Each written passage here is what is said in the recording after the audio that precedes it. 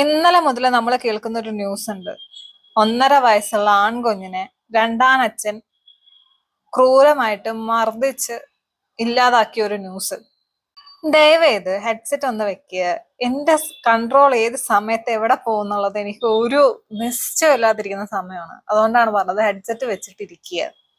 അഖിലയുടെ ഭർത്താവ് ഈ കുഞ്ഞിനെ പ്രഗ്നൻസിലിരിക്കുമ്പോൾ തന്നെ ആത്മഹത്യ ചെയ്തതാണ്. അതായത് ആ കുഞ്ഞിന്റെ യഥാർത്ഥ അച്ഛൻ ഈ അഷ്കർ എന്ന് പറയുന്ന പരനാറി, അതായത് ഇപ്പോഴത്തെ രണ്ടാനച്ഛൻ എന്ന് പറയുന്ന പരനാറി വേറൊരു കല്യാണവും കഴിച്ച് ആ സ്ത്രീയെ ക്രൂരമായിട്ട് മർദ്ദിച്ചൊരുത്തനാണ് ഈ നാറി. അവരെ ലീഗലായിട്ട് ഡിവോഴ്സ് പോലും ചെയ്തിട്ടില്ല.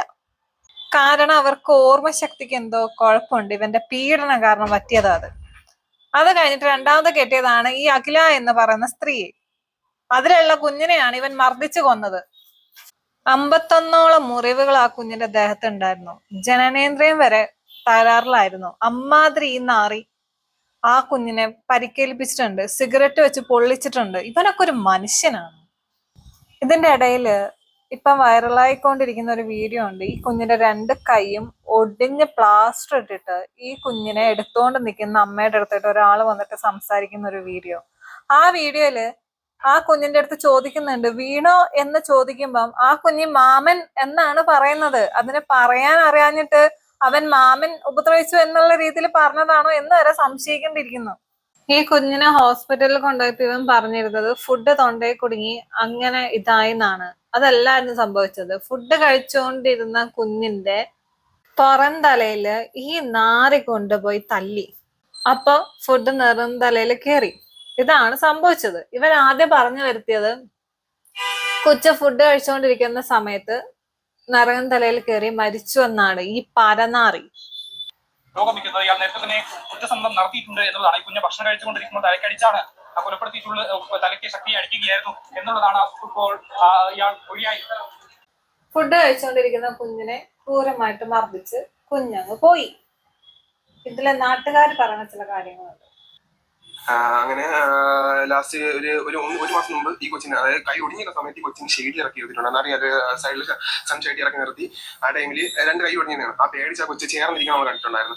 അപ്പം നമ്മൾ മാക്സിമം 2 കൈയും ഒടിഞ്ഞ കുഞ്ഞിനെ മുകളിലെ സൺഷെയ്ഡിൽ കൊണ്ടുപോയി നിർത്തി. തന്തയില്ലാത്തവൻ, സോറി തന്തയില്ലാത്തവൻ എന്ന് പറയാൻ പറ്റത്തില്ലല്ലോ. തന്തയില്ലാതെ ആരും ജനിക്കുന്നില്ല. പല തന്തയ്ക്കുണ്ടായവൻ. ഇതിനൊക്കെ സപ്പോർട്ടായിട്ട് നിന്ന് ആ കൊച്ചിന്റെ തള്ള അമ്മ എന്നൊന്നും പറയാൻ പറ്റത്തില്ല. ഇതിനൊക്കെ ആ സാധനം ഉണ്ടല്ലോ, കൈ എങ്ങാനും കിട്ടിയ ചെവിക്കലടിച്ച് പൊട്ടിക്കാൻ തോന്നുന്നുണ്ട്. നീയൊക്കെ പോറ്റാൻ പറ്റത്തില്ലെങ്കിൽ പിന്നെ എന്തിനാളെ ജനിപ്പിക്കാൻ നിൽക്കുന്നേ? പറഞ്ഞ് നമുക്ക് പറയാനേ പറ്റുള്ളൂ. അവള് പറഞ്ഞ് കൊച്ചിനെ അപ്പൊ തന്നെ എടുത്തോണ്ട് താഴോട്ട് വന്നതാണ്. അത് കഴിഞ്ഞ് ആ 2 കൈ ഒടിഞ്ഞ കൊച്ചി നിങ്ങൾ വന്ന വഴിയില്, ആ വന്ന വഴി തേരി കയറി മേള് വരെ വന്നിട്ടുണ്ടായിരുന്നു. അന്ന് നമ്മൾ ആ പെൺകൊച്ചിന്, അതായത് മരിച്ച ഈ കൊച്ചിന്റെ അമ്മമ്മ നോക്കിക്കൊണ്ടിരുന്നതാ. അവിടുന്ന് എന്തിനാണ് ഇതിനെ വിളിച്ച് വലിച്ചുകൊണ്ട് വന്നത്? കൊല്ലാൻ വേണ്ടിട്ടോ? നിങ്ങൾക്ക് സുഖമായിട്ട് ജീവിക്കണമെങ്കിൽ നിങ്ങൾ നിങ്ങളെ പാടും നോക്കി പോണായിരുന്നു. അല്ലാതെ ആ കൊച്ചിന്റെ അമ്മമ്മയുടെ കൂടെ ജീവിക്കുമ്പം അവിടെ പോയിട്ട് അതിനെ വലിച്ചുകൊണ്ട് വന്നിട്ട് ഇമ്മാതിരി തെണ്ടിത്തരം കാണിക്കുമല്ലായിരുന്നു വേണ്ടിയിരുന്നത്. അതിനെ പിടിച്ചോണ്ട് വന്നിട്ട് അനാഥാലയത്തിൽ കൊണ്ടു നിർത്താനുള്ള പ്ലാനിങ് നടത്തിയേക്കുന്നു. മര്യാദക്ക് അത് ആ അമ്മമ്മയുടെ കൂടെ ജീവിച്ചോണ്ടിരുന്നതല്ലേ? എന്തിനാ പിടിച്ചോണ്ട് വന്നേ? സുഖമായിട്ട് അത് അവിടെ ജീവിച്ചേനെ. അതുപോലെ ഈ കൊച്ചിന്റെ അച്ഛന്റെ, അതായത് യഥാർത്ഥ അച്ഛന്റെ വീട്ടുകാരും ആവശ്യപ്പെട്ടിട്ടുണ്ടായിരുന്നു, നിനക്കൊന്നും നോക്കാൻ പറ്റത്തില്ലെങ്കിൽ നീ ജനിപ്പിച്ചു. നോക്കാൻ പറ്റത്തില്ലെങ്കിൽ അതിന് അവർക്കെങ്കിലും വിട്ടു കൊടുക്കായിരുന്നല്ലോ. അവരെ നോക്കുമായിരുന്നല്ലോ. പയ്യനും കൂടി വീട്ടിൽ വരുന്നു, വന്ന് സാധനങ്ങളെല്ലാം പെറുക്കിക്കൊണ്ട് പോകുമായിരുന്നു. പെറുക്കിക്കൊണ്ട് പോയി ലാസ്റ്റ് ആയപ്പോൾ നമ്മുടെ വീടിന്റെ മേലിലുള്ളവരുടെ വീടിനടുത്ത് നിന്ന് ഈ അഷ്കർന്ന് പറഞ്ഞു ഞാൻ 5-6 ദിവസം ഇവനെ നോക്കും, പിന്നെ ഞാൻ കൊഴുത്ത പട്ടിയെ പോലെ നോക്കും എന്നവ അവിടെ നിന്ന്. ഇത്രയും കാണിച്ചു കൂട്ടിയിട്ട് ഇവൻ ഇത്രയും ഡയലോഗ് പറഞ്ഞിട്ട് ഈ തള്ള എന്ന് പറയുന്ന പുന്നാര മോള് ഇതിനൊക്കെ സപ്പോർട്ടായിട്ട് നിന്നു കൊടുത്തു. എന്നിട്ട് ഇപ്പൊ പോലീസ് സ്റ്റേഷനിൽ പോയിട്ട് പ്രശ്നമായല്ലോ, എന്തായാലും കേസാവല്ലോ. അപ്പൊ രക്ഷപ്പെടാൻ വേണ്ടിട്ട് പറയുന്നു അസ്കർ ഇങ്ങനെയൊക്കെ ചെയ്യുമായിരുന്നു. ഉറപ്പുണ്ടോ നിനക്ക്? നീ പ്രസവിച്ച കുഞ്ഞന്നല്ലേ, അല്ലാണ്ട് എവിടെ നേരം തട്ടിക്കൊണ്ട് വന്നോന്നല്ലല്ലോ. നിനക്ക് കംപ്ലൈന്റ് ഉണ്ടായിരുന്നെങ്കിൽ നീ ആ സമയത്ത് പോയി പറയണമായിരുന്നു. അല്ലാതെ കേസായി പെടും എന്ന് മനസ്സിലായപ്പോ ഉണ്ടാക്കുമല്ല വേണ്ടത്. പോയപ്പോഴും പബ്ലിക് ആയിട്ട് പറഞ്ഞു. അത് ഞാൻ പിറ്റേ ദിവസമാണ് അറിയുന്നത്. അപ്പോൾ കുഞ്ഞിനെ അപായപ്പെടുത്തുക സംശയമുണ്ട്, തീർച്ചയായിട്ടും ഉണ്ട്. രണ്ടുപേരും ഇതിന് പൂർണ്ണ ഉത്തരവാദികൾ തന്നെയാണ്. നിയമത്തിന്റെ മുന്നിൽ രണ്ടുപേരെയും അത് സത്യമായിട്ടുള്ളത് ഞങ്ങളെ ബോധ്യപ്പെടുത്തുന്നത്. ആ കുഞ്ഞിന്റെ ഈ സംസാരിക്കുന്നത് ആ കൊച്ചിന്റെ അമ്മമ്മയാണ്. അതായത് ഇപ്പം പോലീസ് അറസ്റ്റ് ചെയ്തേക്കുന്ന ആ പൂതനയുടെ അമ്മ. മാക്സിമം ശിക്ഷ കിട്ടിയിട്ട് അകത്ത് കിടക്കട്ടെ, പുറത്തിറക്കരുത് ഇതിനെയൊന്നും. ഇറക്കി കഴിഞ്ഞ ഇനി ഇത് ആവർത്തിക്കും. ഒന്നത് ഇപ്പൊ ഈ മരണം സംബന്ധിച്ച് എനിക്ക് നല്ല സംശയമുണ്ട്. മരണമല്ല, ഇത് കൊലപാതകമാണ്. കാരണം എന്ന് പറഞ്ഞു കഴിഞ്ഞാൽ ഞാൻ ഈ കുഞ്ഞിനെ വീണ്ടെടുക്കുന്നതിന് വേണ്ടിയിട്ട് നിരന്തരം ഏകദേശം 2 മാസത്തോളം ഇവരെ പറയുകയാണ്. കുഞ്ഞിനെ ഇവര് അമ്മത്തൊട്ട് ഏൽപ്പിക്കാൻ പോകുന്നു എന്നൊരു ശ്രുതി. ഇത് ആ കുഞ്ഞിന്റെ അച്ഛനാണ്. ആ കുഞ്ഞിനെ അമ്മത്തൊട്ടിൽ ഏൽപ്പിക്കാൻ പോകുന്നു എന്ന് അറിഞ്ഞത് മുതൽ ആ കുഞ്ഞിനെ വീണ്ടും കിട്ടാൻ വേണ്ടിട്ട് ഇവര് 2 മാസമായിട്ട് നടക്കുന്നുണ്ട്. നിനക്ക് കൊടുത്താ പോരായിരുന്നോ? നിനക്കൊന്നും നോക്കാൻ പറ്റത്തില്ലെങ്കിൽ വിട്ടായിരുന്നു അങ്ങോട്ട്. അവര് നോക്കുമായിരുന്നു പൊന്നുപോലെ. അമ്മത്തൊട്ടിനെ ഏൽപ്പിക്കേണ്ട കാര്യമില്ല, ഒരു മുത്തച്ഛനെ ഞങ്ങളുണ്ട്, ഞങ്ങൾ വളർത്തിക്കൊള്ളാന്ന് പറഞ്ഞു. അപ്പോൾ പറഞ്ഞ് ഇത് കുഞ്ഞിന്റെ കൈ ഒടിഞ്ഞ് പ്ലാസ്റ്റിക് ടേക്കാണെന്ന് പറഞ്ഞു.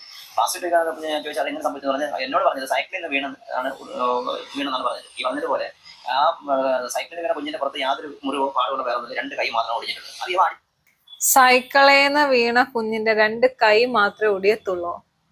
അത് എവിടത്തെ പരിക്കുപറ്റലാണ് മനസ്സിലായിട്ടില്ല. സൈക്കിളിന്ന് വീട് കുഞ്ഞിന്റെ 2 കൈ ഒടിയണമെങ്കിൽ അതേ സമയത്ത് വേറെ എന്തെങ്കിലുമൊക്കെ ആ കുഞ്ഞിന് പറ്റിയിട്ടുണ്ടാവണം. ഇതൊന്നും പറ്റിയിട്ടില്ല, ആകെ 2 കൈ മാത്രമേ ഒടിഞ്ഞിട്ടുള്ളൂ. അവൻ തല്ലി ഒടിച്ചതാ, അതിൽ മാറ്റമൊന്നുമില്ല. അവൻ തല്ലി ഒടിച്ചത് തന്നെയാണ്. കാരണം ഞാൻ പറഞ്ഞില്ലേ, ഒരു വീഡിയോയില് ഇപ്പം അത് ഇങ്ങനെ വൈറലായിക്കൊണ്ടിരിക്കുന്നുണ്ട്. ആ വീഡിയോയില് ആ കുഞ്ഞിന്റെ അടുത്ത് ഒരു ചേട്ടൻ പോയി ചോദിക്കുന്നുണ്ട്, എന്താ മോനെ പറ്റിയെന്ന്. അവൻ എടുത്ത വായിക്ക് പറഞ്ഞ എന്താണെന്നറിയോ, മാമൻ. ആ സമയത്ത് അതിനെക്കുറിച്ച് നമുക്ക് ആർക്കും അറിയത്തില്ല. പക്ഷെ ഇതും കൂടെ ഒന്ന് കൂട്ടി വായിച്ച് ഇപ്പൊ ചിന്തിക്കുമ്പം ഇവൻ തല്ലി ഒടിച്ചു തന്നെയാ.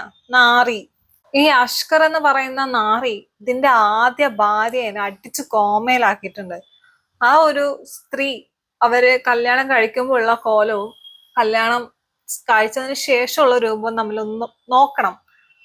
അമ്മാതിരി ചേഞ്ചസ് ആണ് അവർ വന്നേക്കുന്നത്. വീട്ടുകാർക്ക് താല്പര്യമില്ല, കെട്ടിക്കുന്നില്ല, കൊച്ചു പഠിക്കുവാണെന്ന് പറഞ്ഞിട്ടും ഇവനും ഇവന്റെ വീട്ടുകാരും ആ പെൺകൊച്ചിന്റെ വീട്ടിൽ നിരന്തരം കയറി ഇറങ്ങി ആ കൊച്ചിന്റെ കോളേജിലൊക്കെ പോയി അതിനെ ബ്രെയിൻ വാഷ് ചെയ്തെടുത്തിട്ടാണ് ഈ കല്യാണം നടത്തിയിരിക്കുന്നത്. ആദ്യ കല്യാണം ആലോചിക്കണം. അത് ലീഗലായിട്ട് പോലും കല്യാണം കഴിച്ചിട്ടില്ല, അതിനെ പിരിഞ്ഞിട്ടില്ല. അതിന്റെ ഇടയിലാണ് രണ്ടാമത്തെ ഇങ്ങനെ ഒരു സാധനം. നല്ല പണി കൊടുക്കണം. 2 എണ്ണത്തിനും പുറം ലോകം കാണാൻ പറ്റാത്ത രീതിയിൽ അമ്മാതിരി പണി കൊടുക്കണം. കാരണം ആ കുഞ്ഞ് അത്രയും ആ വീട്ടിൽ കിടന്ന് അനുഭവിച്ചിട്ടുണ്ട്.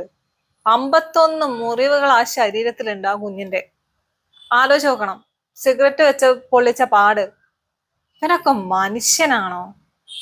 മൃഗങ്ങൾക്ക് പോലും ദയ എന്ന് പറയുന്ന സാധനം ഉണ്ടാവും. ഇവൻ അതുപോലും ഇല്ലാത്ത ഇവനൊക്കെ തൂക്കി കൊല്ലാൻ പറ്റും. അങ്ങ് കൊല്ല്. ശരിയെന്നാ.